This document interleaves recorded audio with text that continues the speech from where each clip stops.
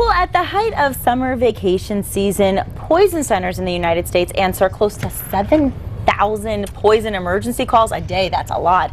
And that's about 1,000 more a day than in January. So joining us today to talk about poison prevention is Jacqueline Kakos. I'm so happy you're here, Jacqueline. Thank you for inviting me to talk about this very important subject. It really is important, and you are the health educator with the New Mexico Poison and Drug Information Center. And you know, summer is a favorite time of year. We all get excited about summer, but we don't think about some of these negative things. And I'm just curious, why is summer more prevalent for poison? Well, I think it's largely due to the fact that you're not only contending with the poisons in and around your home, you're doing a lot more activities outside. True. So you have to be cognizant of the, poisons in the environment, such as snake bites or insect stings, and the activities that are associated with summer, such as camping. You're doing a lot more swimming. You're outdoors a lot more. Good point. Yeah. I don't think people even think about that. I mean, so those are obviously some things that are more common. Those are activities that are more common. On the poison end, which poisonings are more common? In the summertime, I wouldn't say that any one poison is more particular, more common than the other. Okay. I guess it has more to do with what type of activities that you enjoy doing more. So that makes sense.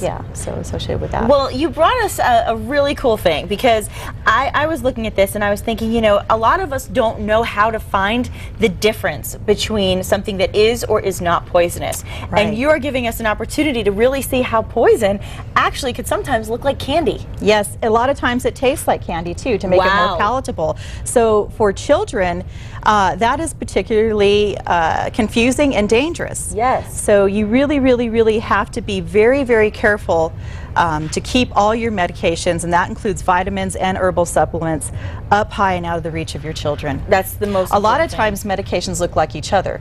Right, that too. Like I have a medication that I take, and my daughter has a medication that she takes for a certain condition, and they look almost identical. Really? So what I do, they live in different places in my home. I keep mine in a different cupboard. Hers is up high and out of reach in a different spot, because I just don't want to confuse those. Well, I think that's a great idea, and I guess you would do the same thing with candy versus these different things. So let's see if I can do this. Give it a whirl. And I swear I have not tried this yet. I told her I was going to wait.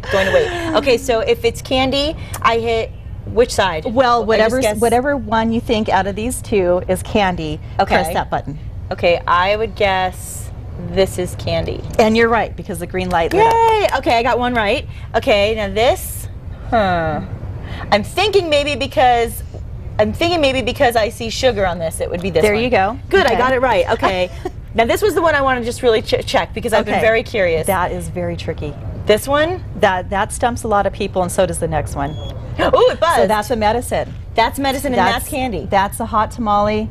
This is an antibiotic. Wow. See how similar those look? Yes. Now, if you had these lying out on a counter, and this is how most poisonings happen. Okay. It's not that people don't get, I need to put my poisons up high. It's not that parents get that, I need to separate them from food and whatnot. But the thing is, when they happen the most is when mom or dad, is cleaning, or they're in the middle of taking a medication, the doorbell rings or the telephone rings, they're distracted, and they go to get it, and the stuff's laying right there. Yes. So that's how that happens. So that's a really good thing that you're bringing awareness about that, because I really want people to be able to find ways to be doing the preventable thing. Yes. And this is very interesting to me, Jacqueline, because we've got a bottle of what? Apple juice?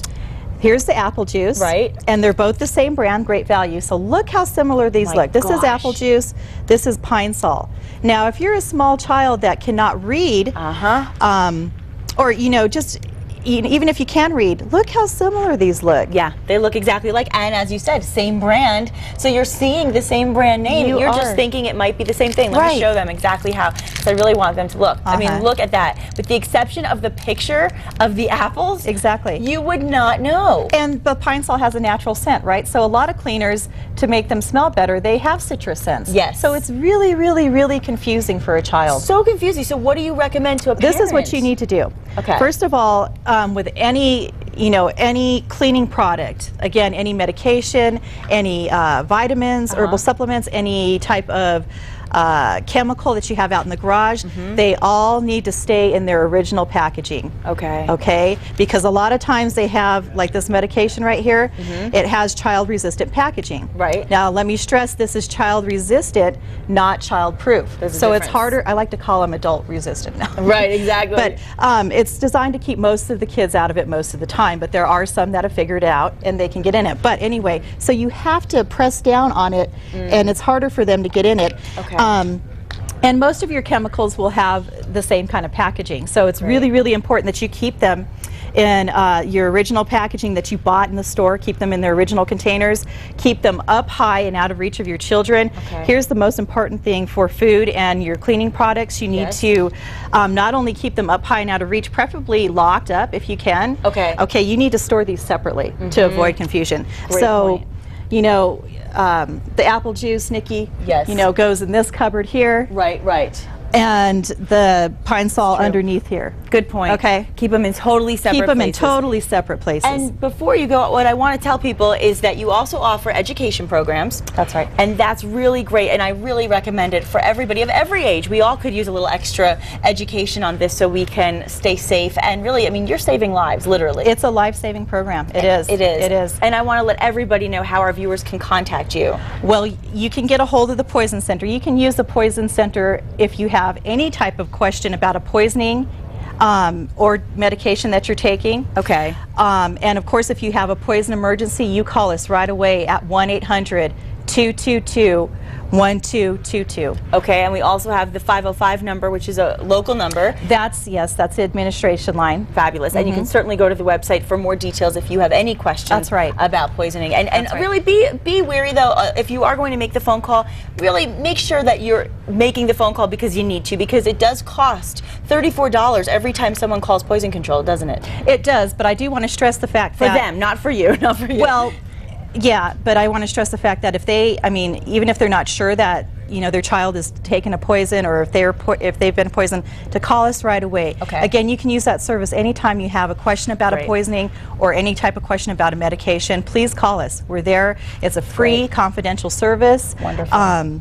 Yeah, and the center's open 24 hours, 365 days a year. That is so comforting. And it's a life-saving service. It so absolutely please, is. you know, if you need us, you call us right away. That's what we're there for. Thank you, Jacqueline. Thank you so much. Such helpful information. You really are saving a lot of lives by doing what you do. Thank you very much. Thank you for having me. And, you know, some of us like to get our kicks, so we might have to take our ride down Route 66. That's coming up next on New Mexico Style. Stick around.